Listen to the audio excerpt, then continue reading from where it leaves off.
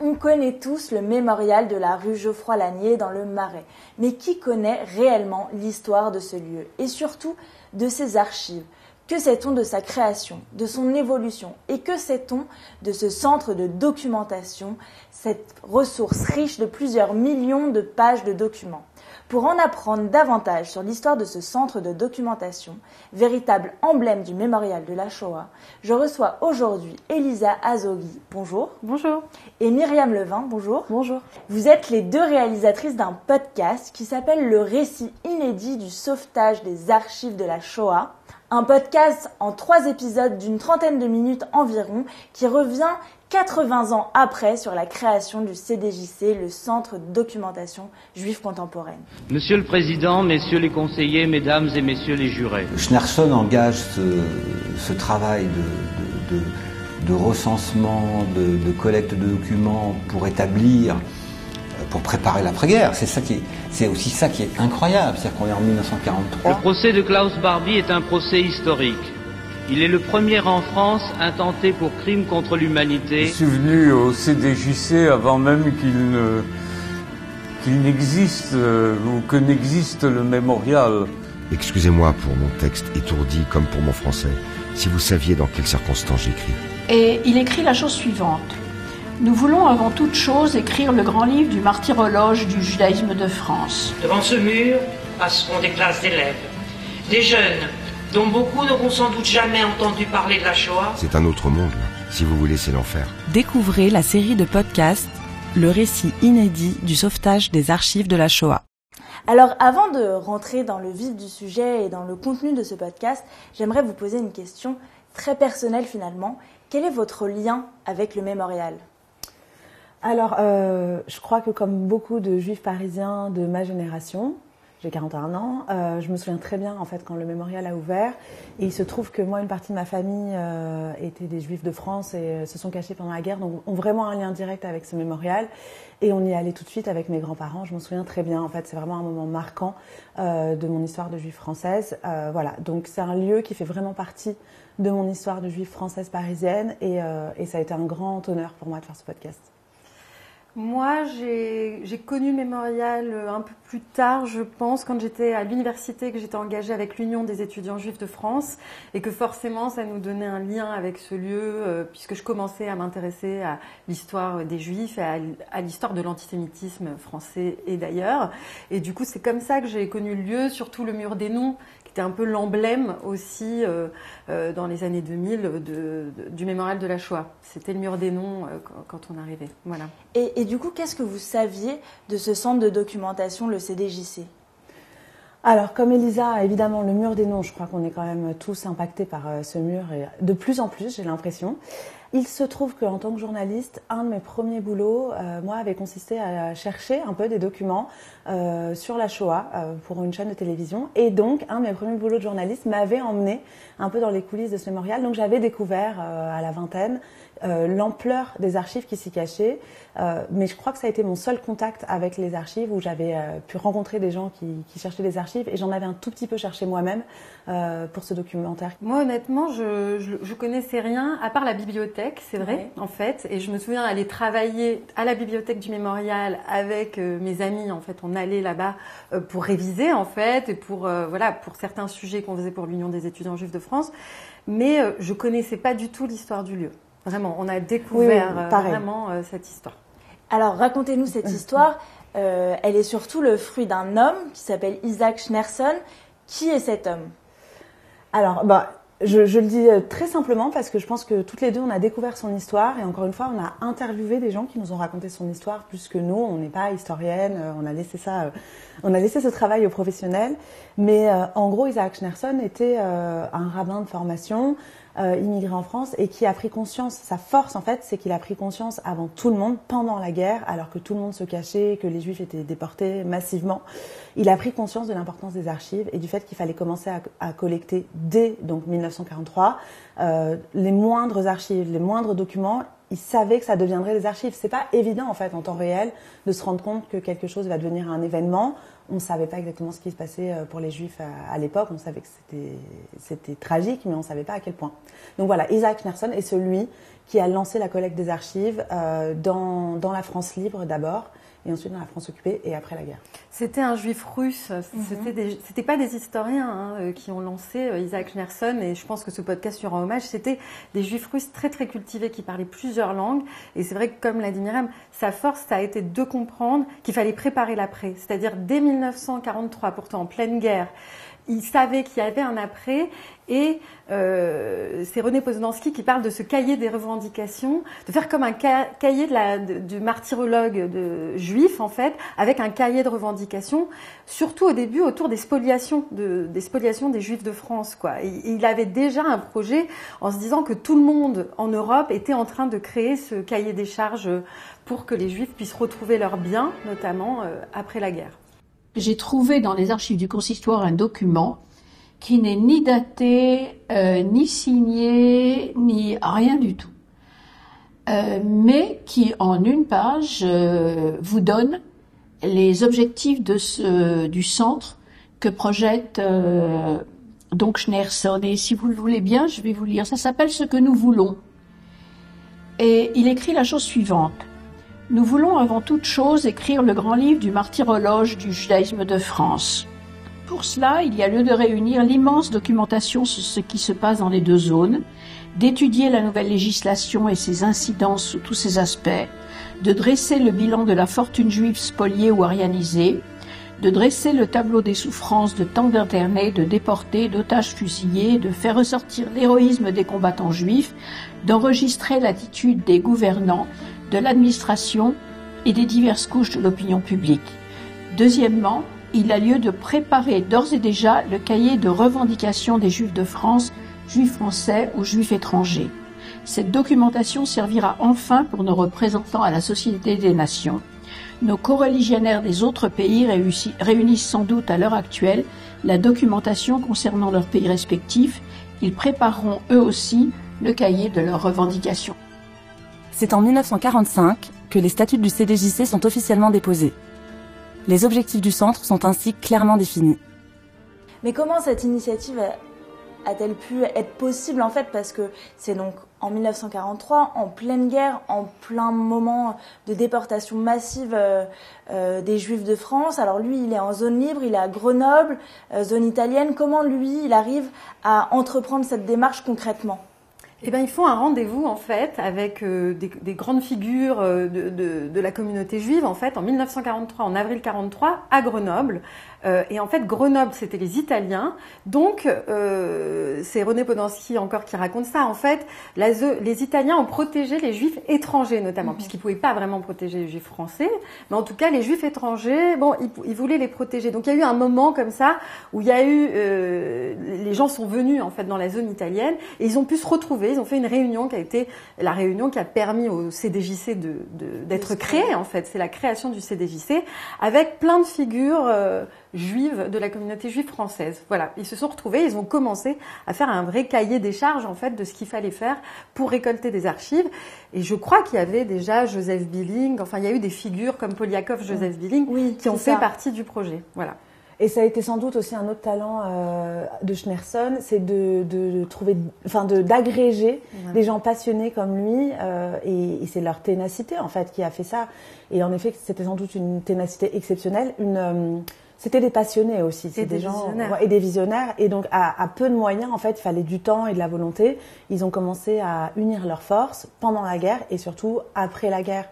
Au moment des procès de Nuremberg, notamment. Je voulais en venir à cette après-guerre, une fois que cette initiative est lancée en 1943 et que la guerre se termine en 1945. Qu'est-ce qui se passe ? Qu'est-ce qu'il advient de ce CDJC ? Mais il se passe pas grand-chose, en fait. Ils peuvent rien faire. Voilà, il se passe pas grand-chose, mais le projet reste avec Isaac Schneerson. Et du coup, dès l'après-guerre, avec les gens comme Joseph Billing et Poliakov, ils vont commencer à récolter des archives absolument partout. et notamment au procès de Nuremberg, qui va être un grand moment pour Joseph Billing de récolter des archives essentielles en fait. Et ils vont aider notamment Edgar Faure pendant ce procès. Ils vont en tout cas récolter ces archives, l'aider, en se rendant compte qu'en plus les gens s'y intéressent pas vraiment au sort des Juifs en 1945. Donc ils se rendent compte qu'il y a un espace pour récolter ces archives sur les Juifs, puisque ça n'intéresse pas vraiment tout le monde. Par exemple, Edgar Faure, ce qui s'est passé pour les enfants notamment, ça n'intéressait pas les gens.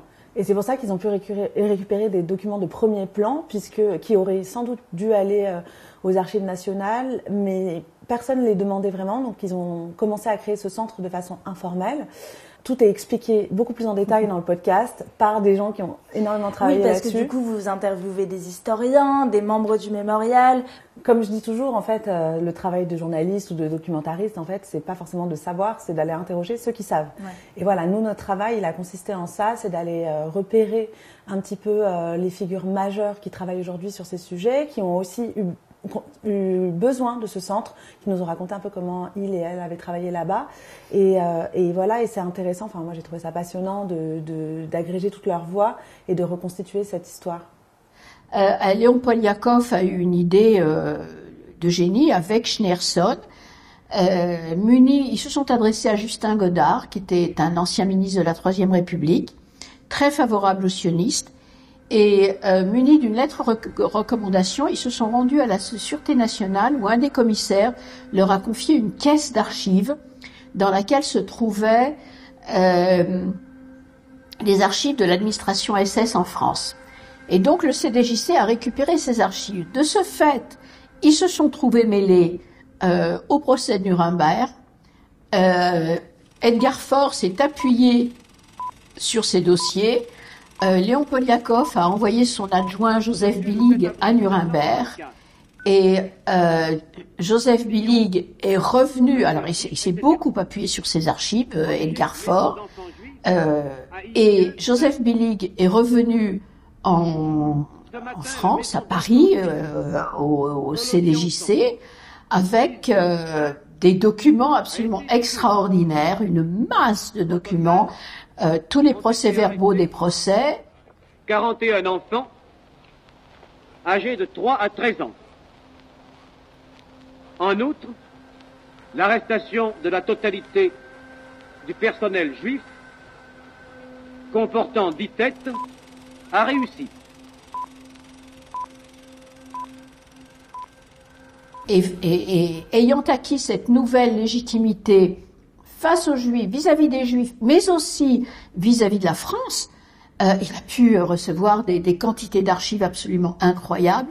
Et c'est comme ça qu'en fait le fonds s'est enrichi, et il continue à s'enrichir d'ailleurs aujourd'hui également. Lettre de Joseph Billig à Isaac Schneerson, de Nuremberg, le 4 mars 1948. Cher Monsieur Schneerson, votre lettre du 20 février m'a apporté beaucoup de réconfort pour l'appréciation de mes efforts, et je vous en remercie sincèrement. Je vous donnerai maintenant des précisions sur les questions qui vous intéressent. J'ai composé la liste complète des documents contenant des images intéressantes. Une partie de ces images a déjà été photographiée pour nous sur du bon papier que M. Poliakov m'avait envoyé. Elle se trouve à Paris et contient aussi la reproduction de tout ce qui concerne le ghetto de Varsovie. J'ai envoyé l'année dernière également des images d'Auschwitz que j'ai eues par la délégation polonaise. La question de savoir si nous pouvons garder ces originaux est encore en suspens. J'ai l'impression que personne au tribunal ne s'intéresse actuellement à ce groupe de documents. Je suis tout à fait d'accord de prolonger mon séjour à Nuremberg, n'ayant pas terminé toutes les recherches ni réglé toutes les questions relatives aux documents choisis que je n'ai pas encore obtenus. Alors j'aimerais revenir sur l'après-guerre, sur le rôle qu'a joué en fait le CDJC dans l'histoire des Juifs de France, parce que on le dit bien que le CDJC en fait est une entité à part. Vous le dites très bien dans le podcast qu'il se démarque des archives nationales et qu'il ne permet pas de voir la même histoire que les archives nationales, qu'il y a vraiment une historiographie très juive qui se crée grâce au CDJC. Alors ça, c'est assez impressionnant. Enfin, moi, ça m'a impressionné parce que je ne savais pas. Mais en fait, le CDJC, à ce moment-là, sont les seules archives privées, en fait, par rapport aux archives publiques. Et le fait que ça soit privé, ça fait qu'ils ont énormément de liberté. C'est ce qui a permis vraiment au CDJC de récolter tous ces documents sans avoir de surveillance. Enfin, voilà, ils ont pu être très, très libres de ça. Et elles sont ouvertes. Et en fait, il y a d'autres centres d'archives sur la guerre qui se créent, mais justement, à chaque fois qu'il y a des documents sur les Juifs, ça passe au CDJC. Et c'est intéressant de se dire qu'en fait, à ce moment-là, après la guerre, en effet, il y a deux historiographies qui naissent. Une historiographie de la France pendant la guerre, non juive en quelque sorte, et une historiographie sur le sort des Juifs, mais qui sont très séparées au début. Il va falloir énormément de temps pour que ça rentre, en fait, que l'histoire des Juifs de France et de ce qui s'est passé pendant la guerre rentre dans l'espace public. Voilà. Au début, c'est une histoire privée faite par des Juifs. Et alors, comment ça se fait? Je dirais que c'est un vaste sujet dont on a sûrement beaucoup parlé ici, du tabou en fait de la déportation qui a régné en France de toutes parts. C'est multifactoriel et c'est intéressant de voir qu'en fait ça s'est reflété dans la collecte d'archives et qu'il y a une forme d'invisibilisation de l'histoire juive pendant la guerre via le travail d'archives qui a mis des années, des décennies en fait avant de rejoindre l'historiographie nationale, j'ai envie de dire. Mais je pense que, en fait, c'est comme un miroir entre le statut des Juifs en fait en France et l'histoire qu'on en fait. Et au fond, la place des Juifs dans l'espace public et les archives et la création d'une histoire, en fait, c'est un jeu de miroir qui se crée. Et chaque moment français où on va un peu plus ouvrir cette histoire, le mémorial va grandir, le CDJC va grandir en fait. Il y a un vrai jeu de miroir qui se crée. Donc, il a fallu attendre en effet pour pouvoir parler de ces sujets. Et les historiens s'en emparent notamment. Ils se servent du CDJC. Comment eux arrivent à travailler avec ces archives et comment ils arrivent à faire autre chose de ce qui aurait pu être fait avec les archives nationales? Je pense à Serge Klarsfeld qui nous a raconté, qu'on a eu la chance d'interviewer, sur sa trouvaille du Telex d'Isieux. C'est assez impressionnant aussi de voir qu'il y a des cartons qui ont dormi pendant des décennies. Parce que justement, ces archives étaient là, mais personne s'y intéressait vraiment, alors que c'était des documents très très précieux. Et donc Serge Klarsfeld raconte en détail, je vous invite à écouter dans le podcast, comment il a retrouvé des décennies plus tard le Telex qu'il avait cherché pendant des années aux 4 coins du monde et qui en fait dormait dans le marais depuis dans les caves. Dans les caves, voilà. Personne n'avait été chercher ce carton. Telex signé par Klaus Barbie le 6 avril 1944. Ce matin, maison d'enfants juifs, colonie d'enfants à Isieux a été enlevée. 41 enfants au total, âgés de 3 à 13 ans, ont été capturés. En outre, a eu lieu l'arrestation de la totalité du personnel juif, soit 10 individus, dont 5 femmes. On n'a pu s'assurer ni de l'argent comptant, ni des valeurs diverses. Le transport à Drancy aura lieu le 7 avril 1944. Isieux était extrêmement important et il fallait retrouver ce Telex qui n'était pas dans les archives en tant qu'original, il n'était pas dans les archives du mémorial, il n'y avait qu'une copie. Donc normalement, pour un magistrat professionnel, le fait que le Telex ait été présenté par la France à Nuremberg, qu'il ait été authentifié et qu'on a fait des copies authentifiées qui sont allées dans les 3 centres, ça suffisait. Mais ça ne suffit pas pour l'opinion publique. L'opinion publique, elle veut le document authentique. Donc, je suis parti à la recherche. J'étais partout, aux archives ministère de la Justice, ministère des Affaires étrangères, archives nationales. Je ne l'ai pas retrouvé. Mais j'ai fini par le retrouver après le retour de Barbie. Dans les caves du centre de documentation, il y avait des dizaines de caisses. C'était un désordre. Les caisses étaient les unes sur les autres. Et la deuxième caisse, j'ai retrouvé le dossier qui certainement avait été présenté par un collaborateur du mémorial au magistrat qui était en charge de l'instruction du procès de Otto Abetz, l'ambassadeur, et qui avait amené quelques documents. Et dans ces documents, il y avait le Telex d'Isieux qui était parfaitement conservé. Et c'était sans doute pour montrer que quand Abetz était ambassadeur, eh bien, il y avait des crimes horribles qui se produisaient en France. Alors, j'aimerais revenir sur l'après Schneerson, parce que Schneerson, évidemment, a donné vraiment l'impulsion de ce projet. Mais quand il est mort, il a fallu continuer cette histoire et prendre en charge le CDJC. Comment s'est déroulé l'après Schneerson? Alors ça, Jacques Fred, j'en parle pas mal dans le dernier épisode. Le directeur du mémorial. Le directeur du mémorial de la Shoah, donc Jacques Fred, nous a raconté comment ça aurait pu tomber en désuétude.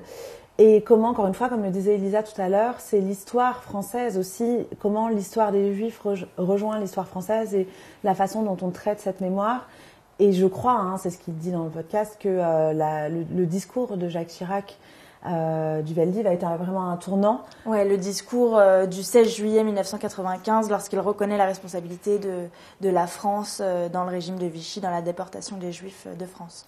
En fait, il y a un grand tournant, c'est quand, avant de mourir, Isaac Schneerson quand même fait ce mémorial du martyr juif, qui est vraiment une terminologie de la guerre et de la France, voilà, qui est vraiment la pierre fondatrice de donner un lieu du mémorial, en fait. C'est le premier lieu, avec la crypte notamment. Qui a dérangé d'ailleurs. Ça a énormément dérangé, puisque, notamment dans le monde juif, puisqu'on ne doit pas célébrer les morts, on célèbre la vie. Donc ça a créé vraiment énormément de tensions. Ça montre, voilà, il y avait un débat, en fait. Même de qui s'occupe de l'histoire. Exactement, puisqu'il y avait Israël aussi qui a créé Yad Vashem à ce moment-là, donc ça a créé pas mal de tensions. Mais c'est la force d'Isaac Schneerson, c'est de tenir bon. Et donc il a créé ce monument qui est l'ancêtre en fait du mémorial de la Shoah et qui va devenir le mémorial de la Shoah et qui va devenir après le mémorial de la Shoah avec le mur des noms. Et des figures nationales connues de tous les Français parce que quand même ça restait assez confidentiel, mais à l'image de toute l'histoire des Juifs après-guerre, où c'était une histoire de Juifs, on en parlait entre Juifs, à voix basse sans doute, et tout à coup il y a ce tournant, on en fait quelque chose, un enjeu national, des personnalités politiques de premier plan prennent la parole, et Jacques Fred raconte comment l'équipe du mémorial a été elle-même surprise du monde qui est venu à l'inauguration du mur des noms. On était tellement habitués à ce que ce soit quelque chose d'un peu caché qu'on ne s'attendait pas à une telle ampleur, et c'est une bonne nouvelle quand même pour la mémoire des Juifs de France. En fait, l'histoire du CDJC et du mémorial, en fait, elle est éminemment politique. De sa création à l'idée de vouloir montrer qu'il y a bien eu un génocide des Juifs, parce que c'était ça aussi le but de Schneerson, c'était de montrer, enfin de prouver qu'il y avait eu la volonté de détruire le peuple juif, mais l'enjeu politique, il est resté sur le long terme, et la création du mémorial de la Shoah, le fait de faire venir des personnalités politiques aussi, j'imagine que ça a gardé son essence politique.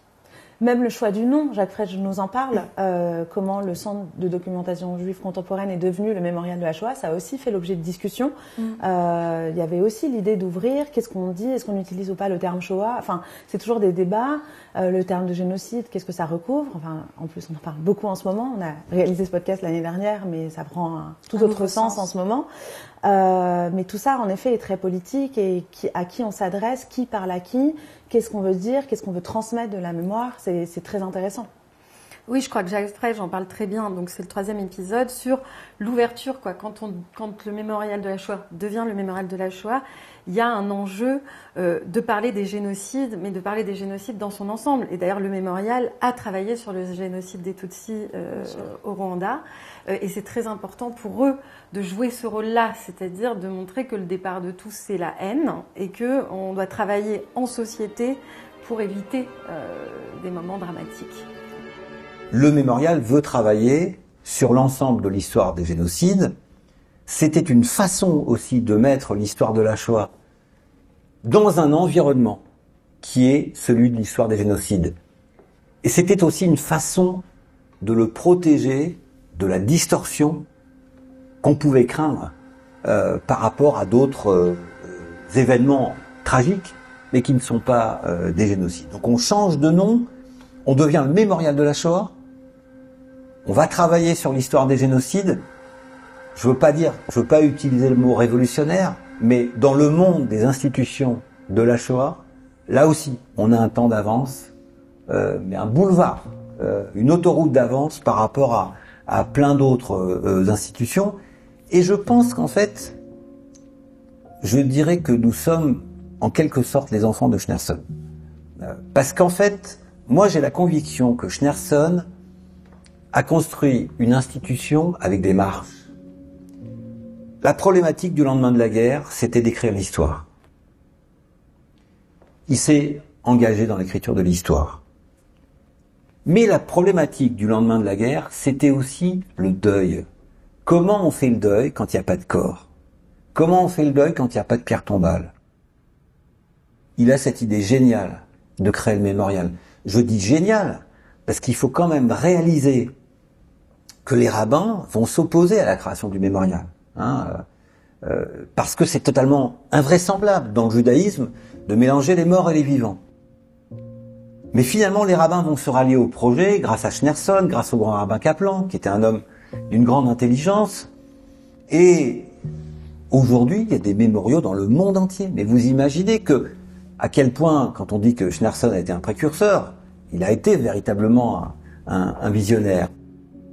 Et on en parlait avant l'enregistrement. Vous me disiez que il y avait un nouveau sens maintenant à ce podcast depuis le 7 octobre de ce qu'est la mémoire des Juifs, de comment on l'entretient. Comment ça résonne pour vous? C'est difficile, c'est encore tôt pour analyser, mais c'est vrai qu'en réécoutant le podcast post-7 octobre, tout ce qu'on a pu dire depuis 3 mois sur le plus jamais ça, c'est quand même tout l'enjeu du mémorial de la Shoah, de représenter le plus jamais ça, ou d'en parler, de transmettre. C'est vrai que c'est un peu troublant de se dire qu'on est peut-être en train d'arriver à un nouveau moment de l'histoire des Juifs. On n'arrête pas de dire que le 7 octobre est le premier massacre de Juifs depuis la Shoah, de cette ampleur. Donc, est-ce qu'on referait exactement le même podcast si on le réenregistrait aujourd'hui? Peut-être qu'on rajouterait quelque chose. Je sais pas. Franchement, c'est un peu à chaud. Je sais pas ce que t'en penses, Elisa. Non, mais ce qui est intéressant aussi, c'est de voir ce qu'ils ont fait en Israël, notamment avec ce film. C'est-à-dire qu'on voit bien que les Juifs prennent très vite en charge. Moi, c'est ça m'a fait vraiment penser à ça. Leurs propres archives. Et oui, ça, le film du massacre. Au fond, on doit construire notre histoire. En tout cas, on doit construire les preuves de notre histoire pour être entendu auprès du monde. Et c'est ce qu'Israël est en train de faire avec des enquêtes. Et on voit bien, au fond, Isaac Schneerson a compris ça. Et c'est ce qu'il a fait aussi. Prouver au monde ce qui s'est passé. Et évidemment que ça a un écho très fort après le 7 octobre. Ou le négationnisme, parce que le rôle du mémorial de la Shoah a été très fort au moment où il y avait un négationnisme en France, notamment de la Shoah. Et aujourd'hui, voilà, on parle de nouveau de négationnisme de l'histoire des Juifs. Donc, créer nos propres archives, prouver cette histoire est essentiel. À des gens qui ne veulent pas l'entendre. Ça aussi, moi, je trouve que c'est quelque chose qui me frappe énormément depuis le 7 octobre. C'est quelque chose que j'ai toujours entendu, soit dans ma famille, soit là, dans ce projet, auprès de spécialistes, que les Juifs ne voulaient pas parler parce qu'ils n'étaient pas entendus. Et je trouve que là, de le vivre en temps réel, alors qu'en plus, on a une époque où tout est filmé, enfin, on a une abondance d'informations, ça fait prendre conscience, voilà, de la lutte que c'est pour que l'histoire des Juifs et des massacres de Juifs soit visible, entendue. Voilà ce qui prend une autre couleur aujourd'hui. Et en même temps, le mémorial a plus que jamais une raison d'exister aujourd'hui. Oui, surtout qu'il y a évidemment le 7 octobre, mais il y a aussi autre chose qui me vient en tête, là, c'est la disparition des témoins. On en parle beaucoup depuis quelques années que les derniers rescapés d'Auschwitz, les derniers enfants cachés, en fait, disparaissent peu à peu. Et que fait-on de cette mémoire-là? Comment on la conserve? Et le CDJC a entrepris ce travail-là et comment il va continuer à le faire? Exactement, tous les témoins de la Shoah sont devenus en quelque sorte des archives du mémorial. Et ça, c'est Tal Brutman qu'on a interviewé, qui est un historien qui dit il y a le travail des témoins et il y a les historiens qui utilisent les témoignages, mais qui fait un travail d'historien à côté de ça. Donc, plus que jamais, le mémorial de la Shoah a un rôle à jouer pour écrire l'histoire des Juifs et pour continuer à transmettre cette histoire, l'histoire de la Shoah aussi, mais pas que. Et le podcast, en ça, est un outil intéressant parce que le podcast est un média qui est écouté beaucoup quand même par de plus jeunes générations. Ça permet aussi de renouveler un petit peu le rapport qu'on peut avoir aux archives et aux derniers témoins et de continuer à faire ce travail de passeur, de passeuse en l'occurrence, de mémoire. On sait qu'il y a eu beaucoup d'écrits, il y a eu beaucoup de vidéos, beaucoup de témoignages enregistrés, mais ensuite on a des heures et des heures de films.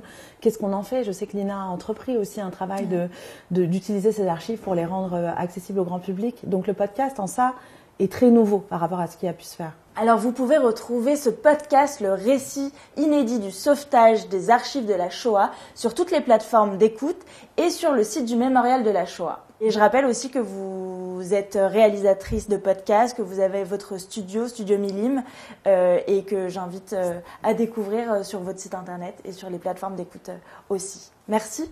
Merci les deux. Merci Victoria.